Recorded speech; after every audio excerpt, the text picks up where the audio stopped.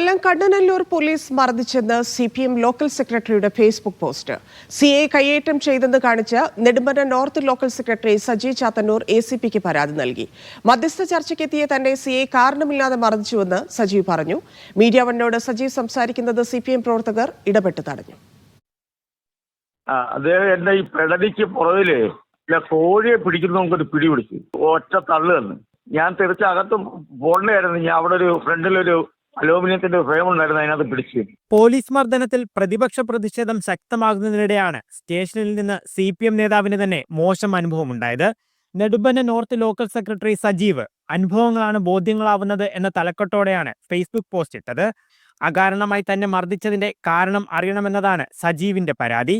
മറ്റൊരു കേസിന്റെ മധ്യസ്ഥതയുമായി ബന്ധപ്പെട്ടാണ് സജീവ് കണ്ണനല്ലൂർ സ്റ്റേഷനിലെത്തിയത്.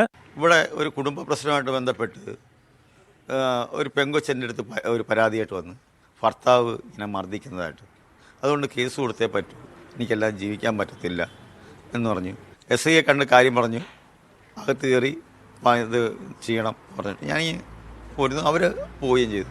പാർട്ടി വിരുദ്ധ പോസ്റ്റല്ലെന്നും ഇതിന്റെ പേരിൽ സ്ഥാനങ്ങളിൽ നിന്ന് നീക്കം ചെയ്താൽ കുഴപ്പമില്ലെന്നും സജീവിന്റെ പോസ്റ്റിൽ പറയുന്നു. അതേസമയം മാധ്യമങ്ങളെ കാണാൻ അനുവാദമില്ലെന്ന് പറഞ്ഞ് CPM പ്രവർത്തകർ സജീവ് മീഡിയ വണ്ണിന് പ്രതികരണം നൽകിയത് തടസ്സപ്പെടുത്തി. ഇത് പറഞ്ഞിരുന്നോ? ഇത് വിളിച്ചത് പാർട്ടി LC സെക്രട്ടറി അല്ലേ?